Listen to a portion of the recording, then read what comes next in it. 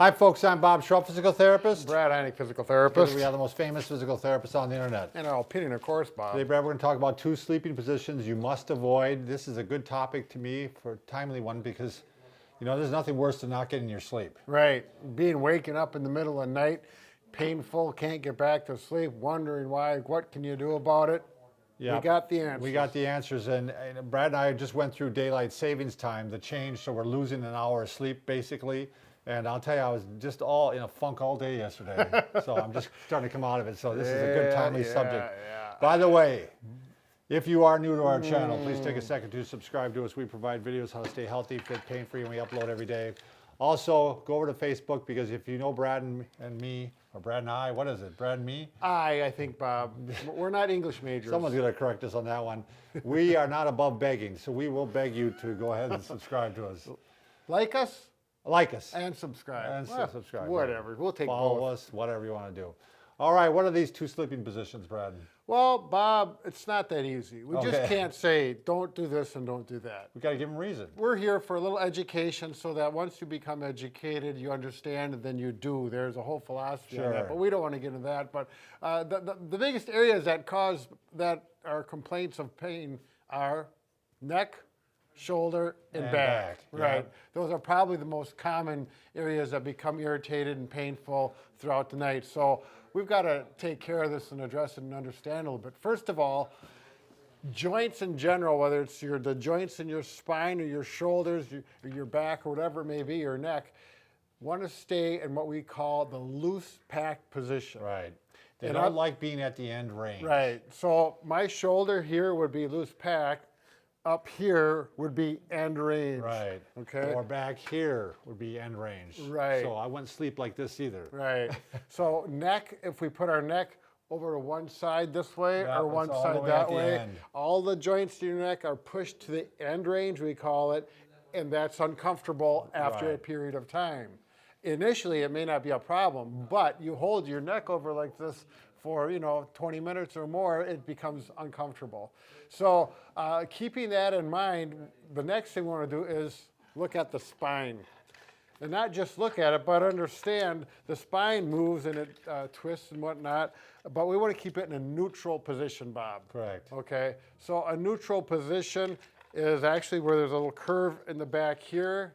There's a curve in the other direction in the... So we've got a curve in, curve out, curve in. Right. Yep. Yep. So we want to Kind of an S shape. Yep. Keep these curves in that kind of a general shape, Yeah. So we're not going way out. And if you look at it from the front view, now that typically want to keep straight. Right. So the curves are looking from the side, and this is looking straight. So this will all come to play when we look at our positioning with sleeping.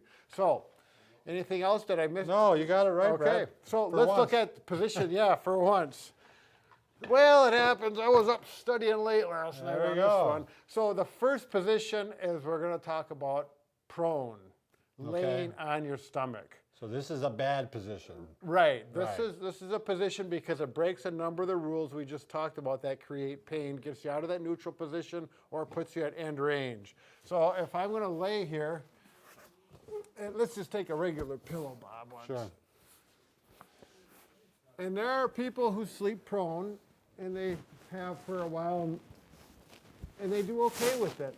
But the problem that can really occur when you're on your stomach, you almost have to have your head one position over to the right or to the left, and that puts my neck at end range, and I'm laying there for a long period of time. Now, I'm assuming people who sleep like this that don't have pain throughout the night turn their head right to left. Well, the other thing is, though, and I didn't see a study on this, but we did do kind of an informal survey of this at a classroom one time. We asked how many people have headaches. Yep. And 100% of the people that laid on their stomach had headaches. Sure. During the, Throughout the day? Throughout the day or throughout the week. Had a higher incidence of headaches. Sure. So that's something to consider, is that if you are, especially having those headaches that start from back here, Yep. The neck headaches, Yep. that's one of the things I would definitely look Sure. into. And I think, if you're a prone sleeper, you may or may not have a pillow. I guess without a pillow, it puts you more in a neutral position, but still, if you can avoid the prone position for your neck, it's going to be better. And then the other thing is if you lay in your stomach and with your shoulders, if you lay like this, that puts your shoulders at end range, and it also puts your brachial plexus at, they can get pinched off and actually cut the circulation off into your arms or pinch the nerves, and you can wake up with numb or tingling nerves.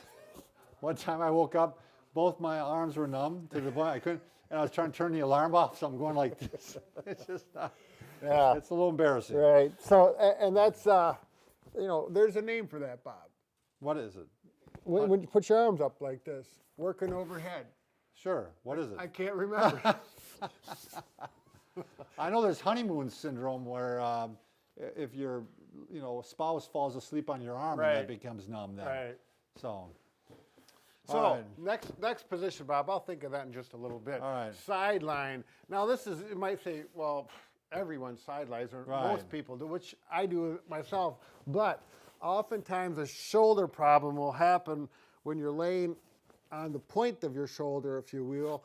Well, and the joint, when you relax, you can sublux or actually push the ball, the shoulder joint out slightly, and can put pressure on the ligaments and the capsule, et cetera, in your shoulder and cause pain. So laying like this on the shoulder can really create some pain. So what you'll want to do is pull this shoulder out a little bit, so you're actually on a little bit of a slant here versus here. Then you're getting more on the meaty part of the shoulder that can handle it on the back there. And that's going to help reduce that. So the sideline can be a problem, but if you do these little twerks that we're talking about, it'll help you out. We can show another thing for that too. But Brad, the other thing, while you're in this position, the other thing is your back is sagging a little bit. Sure. When you're in this sideline position. Yeah, let's get the spine out and show that.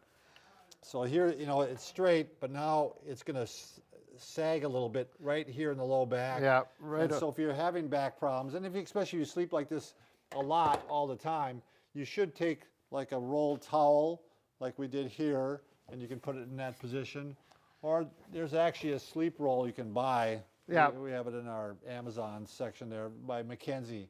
And this one you can actually tie around your waist, so it's in your back when you sleep on your back, or it's on your side when you sleep on your side. Right, yep. So, and in my case, I know I can sleep on my side for about 10 minutes.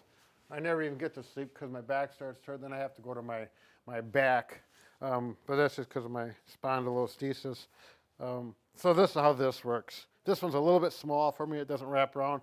But people who have a disc problem often use something like this, so that here you have the support on your low back in the lordotic section, and then when you roll to either side, you also have that hollow spot being filled in. there's another possibility, Brad, here besides it being too small for you. Maybe your waist is too big for it. Yeah, there you go. I'll just point out that possibility. Should we show them the trick with the pillows? Yeah, sure. Let's do that. Let's go this right here. So this is a cervical pillow here. But another way, I'm going to put this on this side, Brad, just for my mic purposes here. So, generally when you're on your side, if you're going to lay on your side, you want to have a thicker pillow so that your neck isn't going like, want to take it out once, Brad? It isn't going like this. Right. You want to have your neck right in the middle too. So this is almost a little bit. Yeah, this one would actually need to go up a little bit. Right. So, but the other key, we've showed this many times, is actually you take a pillow. A lot of times it's more of a throw pillow, and that's what I use. Sure. And I just create the little canal here. Yep. And you can put your arm right in there, and now there's not nearly the pressure on your shoulder there was before. So this is that sideline, making sideline tolerable and acceptable to keep the shoulder pain from waking you up. And now if you're having pain in this shoulder and you don't want to lay on it, which is good, then you should actually, besides the canal, well, you might not even need the canal. Right. But you would put a pillow here and another pillow here and support the arm like this. Right. And again, it puts that shoulder in that loose packed position that Brad was talking about. It's not any end range, and it's kind of a little bit forward. Sure. And it's not going across the body like this, which is also bad. Right, because then you're getting towards that end range and, irritating them. Right here in the middle. That's where you want to keep it, and it's going to do it well. Right, and the last thing is sideline. A lot of people will get a pillow like this that actually has the form, and it's a memory foam. All right, so it'll get put in, and there's a gap for the neck. Right, I mean, so you there's get a the place neck in for- a neutral position. Sure. And that's not necessary. You can use a regular pillow. And some people, I'll have some people try just a towel roll to fill in that gap to get that neutral position in the neck. So if I lay here now with the towel roll, see how it really cradles my neck nicely. Right. So, and now we don't have the neck sagging either. at all. Right. So that's Get actually pretty comfortable. Yeah, if this works, but it's not quite as cushy, you may want to invest in the memory foam. They cost a little more, but Or there's the cervical roll too. oh yeah, We got all sorts of good. yeah. This is There's a lot of things to keep you comfortable. Mackenzie makes a roll here, Right. cervical, where you can put it in there. Sure. And if you find the towel works well and you don't want to keep using the towel, you can go and get one of those. Right. So what it boils down to, we got two positions to avoid: the prone, which we don't have any solutions for, and sideline, which we have a number of solutions for that we just went through. So we're helping you out at least on half of the. Yeah, we're half smart. Right. So thanks for Take watching. care.